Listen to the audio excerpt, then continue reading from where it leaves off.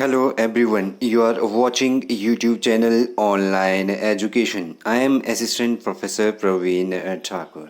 सबसे पहले तो मेरी तरफ से आप सभी लोगों को शुभकामनाएं जो हिमाचल प्रदेश यूनिवर्सिटी की काउंसलिंग का इंतज़ार कर रहे थे, उनका इंतज़ार ख़त्म हो गया है। साथ ही सरदार पटेल विश्वविद्यालय मंडी ने भी अपना काउंसलिंग शेड्यूल जारी कर दिया है, तो विद्यार्थियों को राहत की सांस मिल गई है। जितने विद्यार्थी अप्लाई कर रहे हैं सबको मेरी शुभकामनाएं और आपका भविष्य अच्छा हो। इस वीडियो के माध्यम से मैं आप लोगों को जानकारी दे रहा हूं ऑफलाइन जो काउंसलिंग की मेरिट लिस्ट आई है सरदार पटेल विश्वविद्यालय मंडी के द्वारा। पिछली वीडियो में मैंने कहा था कि सभी विद्यार्थियों को बुलाया है, लेकिन ऐसा नहीं है। सरदार पटेल विश्वविद्यालय ने भी अपने विभिन्न पोस्ट ग्रेजुएशन के कॉलेजेस के लिए मेरिट लिस्ट निकालकर विद्यार्थियों को निर्धारित तिथियों पर एडमिशन शेड्यूल के लिए जो है डॉक्यूमेंट वेरिफिकेशन के लिए बुलाया है। तो जिन जिन विद्यार्थियों का नाम मेरिट लिस्ट में है वो निर्धारित समय के अनुसार अपने अपने जो है ओरिजिनल डॉक्यूमेंट के साथ ज़रूर दें। इसके अलावा विभिन्न तरीके के जो क्वेश्चन हैं आपके सरदार पटेल विश्वविद्यालय की काउंसलिंग से संबंधित कि सब्सिडाइज में भरा था, नॉन सब्सिडाइज में आया, इसके बारे में बात करूंगा। फ़ीस उसी दिन पे करनी है आपने या बाद में आपको मौका मिलेगा, फ़ीस रिफ़ंड होगी, इसके ऊपर बात करूंगा।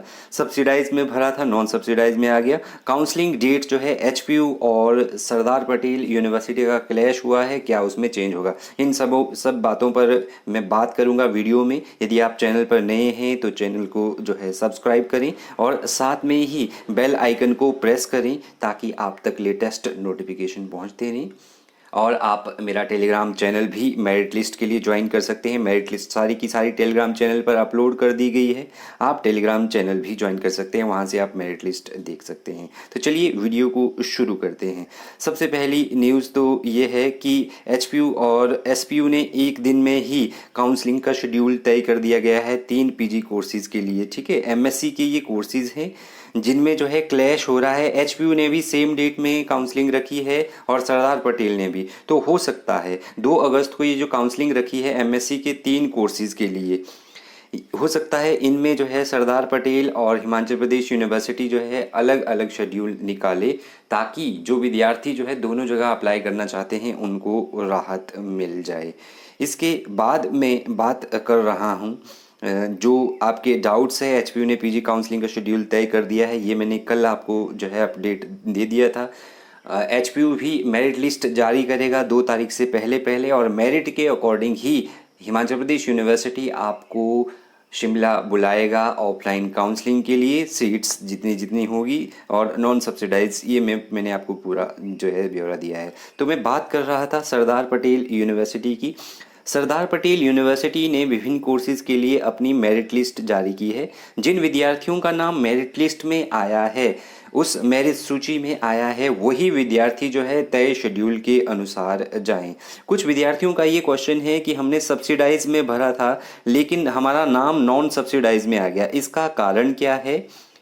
सब्सिडाइज कैटेगरी के लिए जितनी सीट सरदार पटेल विश्वविद्यालय में है, आपके अंक जो है सब्सिडाइज कैटेगरी के लिए सफिशेंट नहीं थे, इसलिए आपको नॉन सब्सिडाइज में डाला है। कैसे, ये मैं आपको बताऊंगा। कौन कौन से डॉक्यूमेंट लगेंगे ये भी मैं आपको बताऊंगा। मान लो जो है कितनी फीस लगेगी ये मैं आपको बताऊंगा। ये जैसे मान लो ये सब्सिडाइज सीट्स है, सब्सिडाइज सीट्स के लिए किसी विद्यार्थी ने, जैसे मान लो इन विद्यार्थियों ने भरा था, ये जो है जूलॉजी का है, 77 से सब्सिडाइज कैटेगरी में मार्क्स शुरू हुए हैं एंट्रेंस स्कोर के, और जो लास्ट जो है जर्नल में जो कट ऑफ गई है वो गई है 73। अगर कोई विद्यार्थी ऐसा था उसके 72 मार्क्स है, किसमें, जर्नल कैटेगरी में अगर 72 मार्क्स है और उसने अगर एमएससी जूलॉजी के लिए सरदार पटेल विश्वविद्यालय मंडी में अगर आवेदन किया था तो उसका नाम जो है सब्सिडाइज सीट में नहीं आएगा, क्योंकि लास्ट जो कट ऑफ गई है सब्सिडाइज सीट के लिए वो कितनी गई है, वो गई है 73।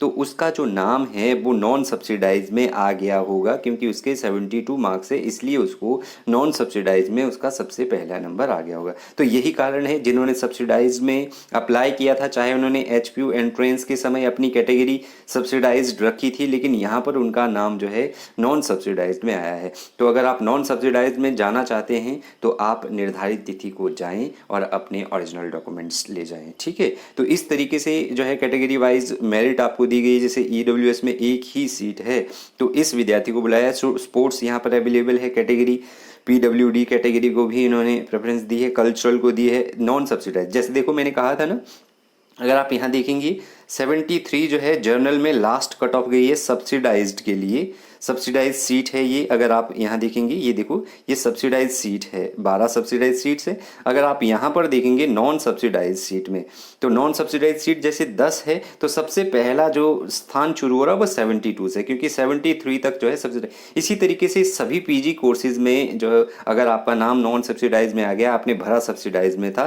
तो उसका कारण ये है, ये कोई मिस करेक्शन नहीं है, मेरिट के अंक के आधार पर आपको जो है इस तरीके से प्लेस किया गया है। अब बात करते हैं डॉक्यूमेंट्स की। आपने डॉक्यूमेंट्स कौन कौन से ले जाने हैं काउंसलिंग वाले दिन।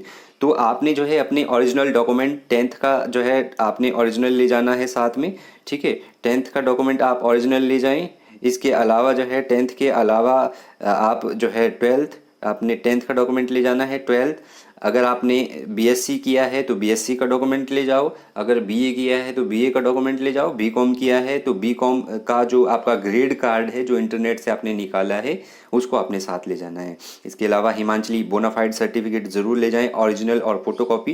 कैटेगरी सर्टिफिकेट किसी भी कैटेगरी से आप हैं, करेक्टर सर्टिफिकेट जो विद्यार्थी अभी कॉलेज से आए हैं तो वो वहाँ से करेक्टर सर्टिफिकेट ले लें ओरिजिनल। और जिन लोगों का गैप है वो तहसीलदार से, तहसील में जाकर नोटरी से जो है गैप ज़रूर बना लें या प्रधान से करेक्टर सर्टिफिकेट बना लें।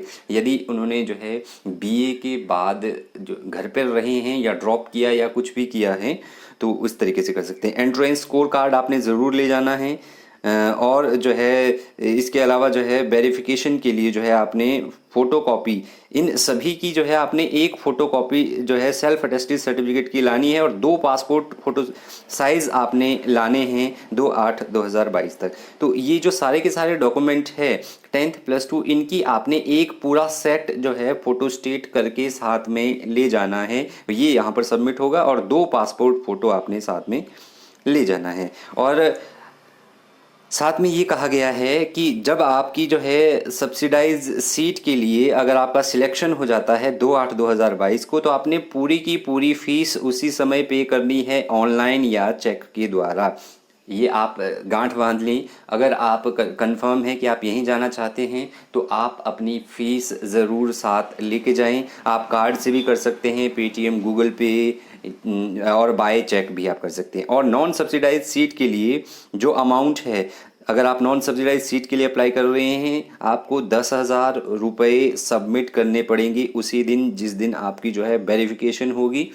उसी दिन जो है आपको कंफर्म बता दिया जाएगा कि आपका नंबर पड़ गया है या नहीं। उसी दिन आपको नॉन सब्सिडाइज के लिए 10,000 रुपये ऑनलाइन सबमिट करने पड़ेंगे या चेक के थ्रू। और साथ में बता दिया है आपको कि फ़ी जो डिपॉजिट की जा सकती है वो ऑनलाइन मोड के द्वारा भी की जा सकती है, चेक के द्वारा भी की जा सकती है। या चेक आप जो है finance officer Sardar Patel university मंडी के नाम से या एसबीआई अकाउंट में भी आप डायरेक्ट इनके जो है ट्रांसफ़र कर सकते हैं। और उसके बाद जो आपने जो पैसा इनके अकाउंट में ट्रांसफ़र किया है उसकी फ़ीस आपने सबमिट करनी है। उसकी जो फ़ी रिसिप्ट है, जो आपको ऑनलाइन फ़ी रिसिप्ट आएगी, वो आपने इस आईडी पर मेल करनी है, सरदार पटेल जो है यूनिवर्सिटी CU 2020@gmail। तो ये काउंसलिंग के बाद का सारा प्रोसेस है। अगर आपका नंबर पड़ता है तो आपने अपनी सीट को कंफर्म करने के लिए फ़ीस पे जो करनी है निर्धारित डेट पे। अब बात करते हैं फ़ीस की। तो जो आपकी मेरिट लिस्ट आई है उसमें फ़ीस बताई गई है। सब्सिडाइज सीट के लिए सेशन 2022-23 में बॉयज़ की जो फ़ीस है 8,780 रुपये पर एनम जो है फ़ीस है आपकी। गर्ल्स की 6,380। तो जितनी फ़ीस जो अगर आपका सब्सिडाइज में होता है तो आपको ये पूरी फ़ीस जो है पे करनी पड़ेगी at the time of counselling. और अगर आप नॉन सब्सिडाइज में जा रहे हैं तो आपको 10,000 पे करना है, 10,000 रुपये at the time of admission. IRDP BPL के लिए ये है। और गर्ल्स के लिए 6,230। तो इसी तरीके से सभी कोर्सेज़ में आप जो है पाएंगी। सब्सिडाइज नॉन सब्सिडाइज सीट का सेम क्राइटेरिया है, फीस जो है सेम जो है की गई है। तो जिन विद्यार्थियों के डाउट्स हैं कि क्या जो है मैंने सब्सिडाइज में भरा था, ये उनकी गलती है, उनकी गलती नहीं है, उन्होंने आपको मेरिट के अकॉर्डिंग ही बुलाया है। ठीक है, जैसे मैं दूसरा जो है एमए हिस्ट्री का आपको जो है यहाँ पर एग्जांपल दे देता हूँ। एमए हिस्ट्री का हमने जो है ये एमएससी जूलॉजी का है। एमए हिस्ट्री का भी मैं लेता हूँ, जैसे मान लो ये डिपार्टमेंट ऑफ हिस्ट्री के लिए जो है बुलाया गया है। कुछ लोग कह रहे थे कि टाइमिंग क्या रहेगी, तो टाइमिंग जो है 9:30 से 12:30 PM तक रहेगी। आपने 9:30 जो है अपीयर होना है, तो ये ध्यान ज़रूर रखें। और जो है नॉन सब्सिडाइज सीट के लिए जो काउंसलिंग का समय है वो 1 से 4 बजे का है, तो ये आपने ध्यान रखना है। 9:30 से 12:30 तक आप वहाँ पर पहुँचें। ये एमए हिस्ट्री के लिए बताया गया है। फीस स्ट्रक्चर तो सेम है। जिस प्रकार से एमए हिस्ट्री में 53 में जो है जनरल कैटेगरी का जो 18 सीट्स है उनके लिए 53 से शुरू हुआ है, 53 से शुरू होकर ये लास्ट कट ऑफ जो है गई है 36। अब जो 36 के बाद के बच्चे हैं जनरल कैटेगरी में, 35 नंबर जो है नॉन सब्सिडाइज में अपने आप चला जाएगा।